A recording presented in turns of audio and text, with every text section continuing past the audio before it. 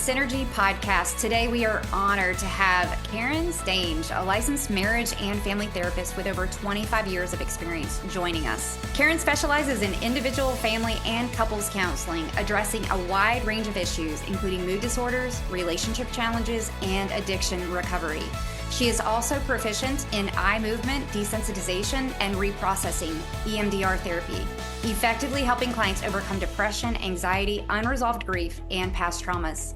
A graduate of the University of Central Florida, Karen is dedicated to fostering respect, empathy, and understanding in her therapeutic relationships. She believes in empowering clients to discover their own solutions and implement necessary changes to realize new dreams. In today's episode, we'll delve into Karen's extensive experience in mental health, her approach to therapy, and her insights on personal growth and healing.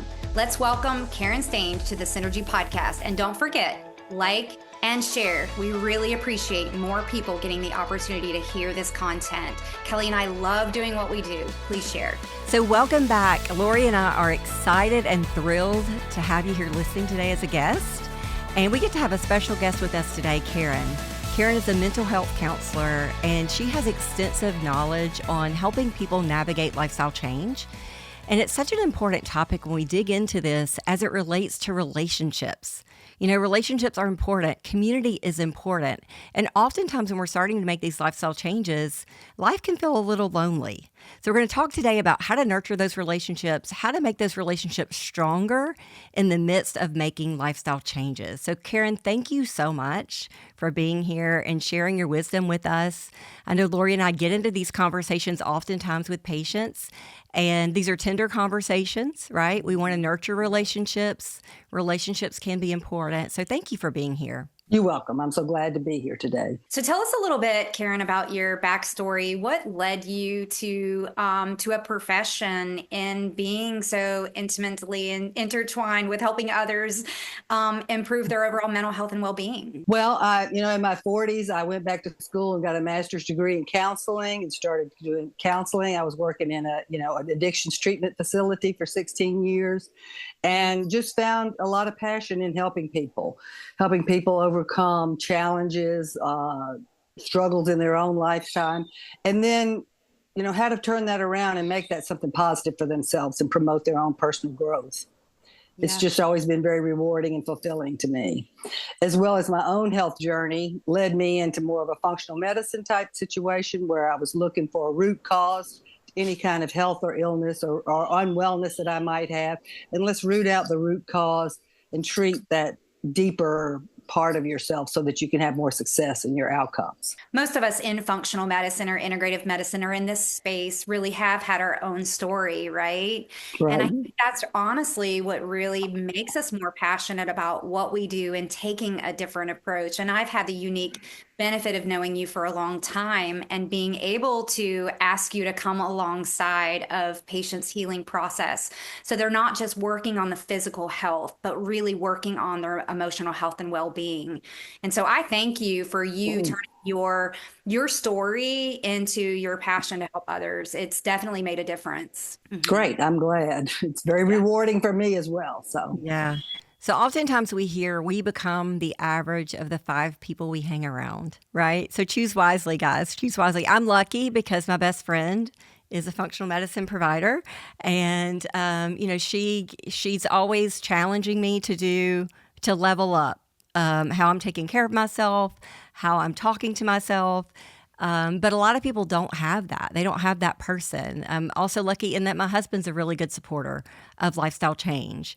So what do we say to people that don't have their top 5 people that are supported in their health and wellness journey and they're just getting started? Right. How do you create that support network that you need, And part of that is you're here listening to this podcast. You're already on your health journey. You're already looking for positive outcomes. But, in creating that supportive, let's say you're in a primary relationship, here you come home with a new way you want to eat, a new way you want to supplement your health. can they join in? Is to ask them, will you join in? Oh, no, I'm sticking with my burger and fries. Okay, well, how about we add a salad to that? And you slowly integrate some of your new ideas or the new things that you're doing. And if you get like a 70-30 buy-in, 70%, they're going to do their thing, 30% they're going to buy in, you're going to feel more supported. Education, involving them in some of the meetings that you have with your primary care people, involve them listening to some of the coach meetings that you have so that they get an idea of how well-rounded this lifestyle change is. It's not just, I'm changing my diet. I'm changing everything. I want everything to get better. I want to age healthy, and I want you to age healthy with me. And then ask them to buy in, as much as they can. Right. So what I hear you say is including them in the journey early on. Early on in the journey, right. Yes. Yeah. And then asking them for repeated support, or make a dish that's, all vegan or all vegetables and, serve it to them. I haven't hardly met anybody who wouldn't just eat something that was fixed for them if they like the taste of it, so. Right. Include them. And it sounds like what you just said is re-asking. Right. It's not ask them just one time, because I do think it's so important. One of the things that we have established for a long time, Kelly and I, is uniquely in our practices, inviting and actually asking, and at one point mandating even that spouses or significant others would be with them. And if they didn't have someone that was their significant other or spouse, to bring a dear friend of theirs as an accountability partner, as another set of ears. I don't mandate that anymore. We talk about it a lot because what I have found is anytime you tell a person they have to do something, what's the first thing they do? I'm not doing it, right? Essentially. So I think when you explain to them why it's so important to have their loved one there, that this isn't just about you and the changes, your changes are going to impact your family, and you want your family's buy-in. So I like what you said about starting it out, but I also love what you said about reiterating the ask. And then also validating their participation. I love that you ate that with me. It's to reinforce it. It's to build bridges between each other, not walls. So I want you to connect to me. I want you to be a part of my life, and I want to be a part of yours. How do you feel about all that? And I think, Karen, even if they don't like it, so you make something, we've all made the thing that didn't turn out so well, right? With good intentions, just encouraging them. Hey, I'm so glad you tried it. I'm so glad you tried it. We'll try it different next time. And so it's not we don't take it personally that they didn't like what we prepared, and they don't feel like, that they've done something bad by not liking it either. Yeah. And that emotional connection is when they say, when you say to them, I appreciate you participating with me, is why? Because I want to do this health journey. I'm glad my heart is feeling better. I have more energy. How does that feel for you? It feels good for me, and keep bringing it back to the why, not just thank you for that, but thank you because this is why I'm doing this, Oftentimes with couples, we have unique ways of connecting that aren't always so obvious and in your face. So I have a couple that I've worked with for many, many years, and they're kind of a power couple. They're both into health and wellness in their own way. They both exercise a lot. She's more into diet than he is. He's more into fun, like how can we make it fun? And she came in for one of her visits, and she was really frustrated because she was really working on body composition. And she said that when they were dating, he would go to the convenience store, and this is when they were in high school. They've been together over 30 years, maybe even closer to 40. But he would go to the convenience store and buy her M&Ms when they were dating. And that's something that he'll still do. And so he's buying her these M&Ms. She's trying to work on her diet and her body composition. She was really frustrated, kind of at her wits' end. Like, he get it? And I'm like, girl, he's just trying to connect. That was a way you guys connected. He made you laugh. It was fun. Where's the fun? Where have you put the fun in the relationship? And where are you spending the time connecting? So oftentimes I think we forget how little things like that are not sabotaging, right? Because we want to sometimes blame and say, well, they're sabotaging me and this and that. Sometimes it's just they're trying to connect. Exactly. I mean, and she could buy a big one of those big glass containers and drop those bags down in there. And in a year, she's got a whole bag of containers. Look how much you love me. And she never ate one of them, you know? That's a really good idea. That's a very good visual too. Almost like flowers, right? Almost like he gave her flowers and she could put them in a vase. That's special. I didn't even think about that. That's awesome. Karen, that's why we love you. Honestly, you like taking that and actually changing the imagery around, right? It's still accepting it. It's not declining that, right? And then putting it into something that you can see every day, right? Of look how And much you love me. even slide in an early dating picture of how when that became such something meaningful in their relationship. It's validating to everybody, but we're not doing that anymore. We're And then shifting. on the backside of the chart has to have what, skull and crossbones. Yeah. Or a big old picture of broccoli. Well, sometimes there's those instances that that a person comes in and they're just so excited to get started, and I think the natural tendency is for us to assume, meaning the patient to assume that people love me enough, everyone's going to be on board, right? I think that's where the brain goes, and I think it's natural sometimes when people don't jump on board, right? Mm-hmm. Support in the way we think we should be supported, right? Mm-hmm. Then we take offense to that, and that can become a reason why we are sabotaged potentially. So how do you coach clients to, you said connect, and to have these conversations, but when there is a lot of pushback, when there is you're not going to that restaurant we used to go to, and when we sit down we always ordered a drink and now you're not ordering that drink, and it really does and can create a lot of tension. Mm-hmm. How do you coach them? Well, conflict resolution is a difficult thing for some people. If they're in a power struggle and they're not used to getting out of that power struggle, maybe you go and you order a drink, but it's, ginger ale with a splash of cranberry juice and a lime. So it looks like a drink, feels like a drink, but not a drink. And then the partner is like, okay, we have this moment before the meal where we're still engaging and interacting with each other. And in that moment, talk about what worked, what was good this week, what was great between each other, or maybe what didn't work, whatever. I wish we had done this differently. How about you? Asking questions, for me, not having the drink, I still feel connected to you. Explain how you feel in the moment without doing the old behavior. I still feel connected when I'm there. I don't need the drink. I don't mind if you have the drink, or something along those lines where you're compromising, feeling supported. We all want to be listened to by the other person and we want to belong. So when you make another choice and you feel that feeling of like they're not belonging in the partnership anymore, you have to put something out there that makes them feel engaged and like they are still belonging. Mm-hmm. That's what they're looking for, is that feeling of having that drink and that camaraderie and conviviality at that moment. They're feeling left out or like someone's not participating with them in what they're doing. But yes, I am. I'm just not adding the alcohol. Are there times in relationships where there does have to be somewhat of a detachment of sorts, whether that be emotionally or physically? Yeah, I think to me that's healthy. It's just to step back and make a healthy detachment. So Karen, describe a healthy detachment, because what does that look like?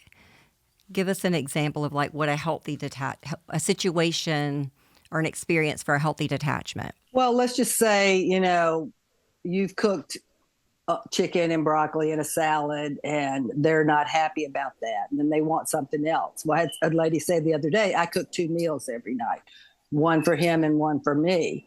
And to me, she's healthily detached. Okay, fine. You want that? I'm going to fix you this. And she provides that for him because she wants to. She has time and she wants to. They're retired. Now, a younger couple might not have that kind of feeling about it. They might have, oh, come on, I already did all this work all day long. How come you're not participating with me? And the healthy detachment would be, well, all right, fine. I'm going to fix this. And maybe you can get your own meal, It might come down to that. Without And then resentment, but I hear you not be saying without resentment, without anger, right? Healthy would actually appear, I have the time, I don't mind doing it, that kind of thing, right? exactly. And then if you're the younger couple and they can get their own, it's just emotionally detached from, okay, he's worked all day and he's got to do work. Well, let him. Well, it's okay. That's what he wants. He wants something different. And then it's just how you react to whatever's happening. I'm going to react calmly, peacefully, uh, engaging with you. I'm not going to be punishing or rejecting because you're choosing something different or I'm choosing something different. So you're not detaching from the person, you're detaching from the emotional experience of the potential conflict. Exactly. Is that what you're saying? Okay. Yeah, exactly. Yeah. We all have reactions, and we tell our kids time out, and we tell them take a break and then come back and do it calmer with each other. Well, adults have the same thing. I tell couples all the time in couples counseling, take a time out. Don't keep engaging in understand me. Well, that might not happen. So detach, take a breather, come back in asking questions, looking for, well, why are we at odds? What's going on here? Are you unhappy because I'm eating something different from you? Are you unhappy that I've gone to the gym and you didn't go? What is that? Mm-hmm. And find out. Mm-hmm. And then you might find out something beautiful. Right. My partner and I, they asked us one time, what are the ways you feel most loved by the other person? And I never knew, just sitting over closer to Jim on the couch made him feel loved. I had no idea, and it was nice to know. Okay, well, I can do that for you sometimes. Yeah. So what I hear you say is also it's seeking first to understand before Exactly. trying to be understood. It's approaching with clarifying questions. I'm sure that posture and the energy that we're emitting, right? Understanding that our body language speaks volumes too, and not just a word, but how important that is. I know several couples that the healthy detachment or the conversation around this comes from one partner who is wanting to have biomarkers, whether it's their lab work or body composition, to be better, to be improved, because they do want to live better. And they hear their spouse or significant other aching and hurting all the time and not willing to do it, right? And they love them dearly and so badly want them to feel good, right? But they're just not there yet. And so I think that's where this whole conversation with Kelly and I started, is how often we hear that in our practices, and we're not skilled to the extent and trained to do what you do. So I think some advice to us as clinicians is, what do we say in that moment where we do have that patient that is so frustrated because their loved one is walking through that? Yes, and that's happening everywhere. And it's kind of like the will to bear discomfort. How, you really need a strong will to bear discomfort in watching a loved one either diminish because of a health issue or not feel better because they could make healthier lifestyle changes. You're powerless over that. They're going to choose what they choose, and you are powerless over it. That's why I say if you can tweak them 30%, if you just get them to drink more water, Right. fix them a glass of water when you get a glass of water. And that's what I do. I fix Jim a glass of water, put it in front of him. I fix my water and he drinks it. He's not going to go get it because he doesn't care if he has the water or not. Mm-hmm. So, and he doesn't equate that with later in the day, he might feel less achy because he flushed his toxins, he has no idea. Mm-hmm. So just little ways that you support them, but telling somebody to watch a loved one suffer is hard. That is a hard, hard thing. It breaks your heart. It makes you feel sad, and you are basically powerless over it. So Karen, I love what you said, because oftentimes having the conversation with them, for some reason, it's a tender conversation, right? And they tend to they can get defensive, right? Because they feel like they're doing what they know to do, right? But you took action in going to get the glass of water, right? So little things like that to just nurture and provide healthy things when you can. and then them watching your journey of getting better and staying better. And I think oftentimes in society, especially in our area, it's one diet after another. It's keto, it's paleo, it's intermittent fasting, it's time restricted feeding. It's it's one diet after another, one diet center after another from a spouse's point of view. And when they start a true lifestyle journey with functional medicine, getting to the root cause, oftentimes it's viewed as just one more thing. This is just one more kick we're on. It's going to last for 30 days and we're going to be done with this. So why am I even going to engage with that? And so I think it does oftentimes take time in them seeing sustainable results over time. And I've had many spouses join later, a year into the wife's journey, or vice versa. The wife joins a year into their husband's journey because they saw sustainability and they saw true change. So for those of you that are really sitting in that spot right now where you really want your spouse to engage for themselves and you're not seeing it, I think really taking some steps to nurture that, and maybe less with words and more with action is what I hear Karen say, to help them be more open to what are you doing? What is working for you and how can I engage? Yeah, and I think what you said, Kelly, is so true, is reminding them that it's the long game, right? Because, many people that do come have done so many things and honestly spent a lot of money on a lot of good things that didn't necessarily work. Mm-hmm. The other thing is, I do believe that our words are very, very powerful too, meaning that I think in the very beginning, we do have to, meaning the client, right, and the providers of care working with our clients have to remind them and ourselves how we speak out loud. Our spouses and significant others want us happy. They want connection and they want us happy. If we are saying, I really don't want to eat this. I can't have this, or I can't have that, or I have to take all of these supplements, or whatever. I mean, we've all been in that moment, and we can be real and we can be raw with our spouses, right? Right. And we should be able to have that. We have to remember that we have to change our conversation. We can eat anything we want to eat. Right? We're choosing this because we want to feel better.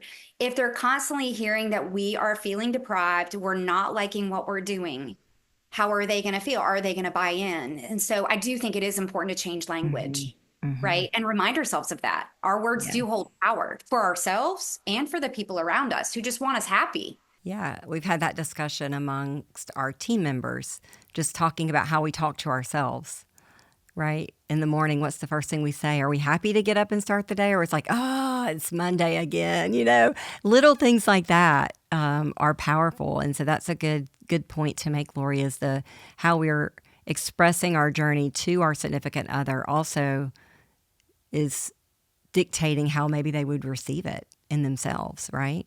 Is it a chore or is it a privilege? I think in my mind, it's a privilege to be able to eat in a certain way, take the things that we need to take to get well, move our bodies, get good sleep at night. All of that is just such we're blessed to be able to do those things, but we're not talking about it that way oftentimes. Yeah. So if there were 3 pieces of advice, Karen, that you could offer, because you've had a lot of experience around people who are really wanting to take a different path in their health and look at their health differently, more proactively versus reactively. What are 3 words of wisdom that you would give them? Well, have patience with yourself and with those around you, that everybody's in a learning curve and this is the beginning. So have patience. Mm-hmm. Have the compassion for the other, develop empathy, compassion for the other person. There's a loss for them in some of this. There's a gain for them in some of this, but it's a long term. They got to wait. Again, back to patience, Yes. Patience, empathy, and then, giving to each other, gratefulness. I'm so grateful that you're my spouse. I'm so grateful that you're happy that I'm doing all these things. Mm-hmm. Just validating back to others. So, patience, validation, Empathy. empathy. Yeah. Yeah. Those are all more like you were saying, those are the tender emotions. Those are the tender things we should be leaning into when we're trying to be with each other in new ways, is the more tender feelings rather than the blocking feelings like you were talking before. We do get in power struggles, but we don't need to. If we practice some of these things like patience, empathy, validation, using the skills and tools of listening and asking questions, then you create that environment of those other three emotions. And I think another thing I heard you say is also not assuming that they know, right? And having conversations of what your expectations of them as a part of your journey. I had the coolest thing happen last week in a new client visit in which the spouse said exactly that at the very end. As I was laying out the plan, he kind of leaned into me. He was a skeptic from the start. And I love that. I want that, right? I want them there because I want them to be able to ask questions. And he leaned in at the end and he goes, what's my role going to be in this walk alongside my wife as she does this? I was like, wow, that's awesome. That is. Right? So for that, I think too often we assume that they know what their role is, and they don't. No. They don't. So not being assumptive in that. Yeah, teach how you teach people how you want to be treated. So he wanted to know his role so he could treat her differently, to support her and everything. So that's, found it through a question. He asked the question, and that's the thing, rather than assuming. And couples who've been together for a long time, both partners just tend to think they know, and they're answering for the other person, and they've thought it all out. And it's a lot of times way off base. And the other thing I think what happens is when they don't miss the mark, or when they don't make the mark in our minds of our expectation, we expected them to behave a certain way, to say a certain thing. Then our nature is, or can be, to become offended by that and think that it's intentional. And the reality is we haven't done a very good job at setting expectation and having communication.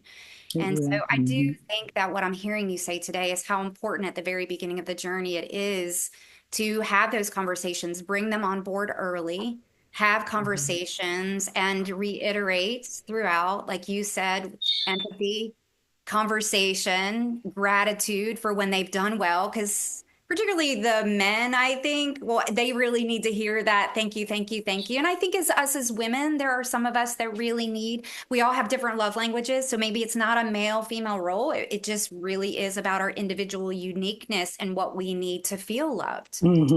So Karen, thank you so much for coming on and having this time with us.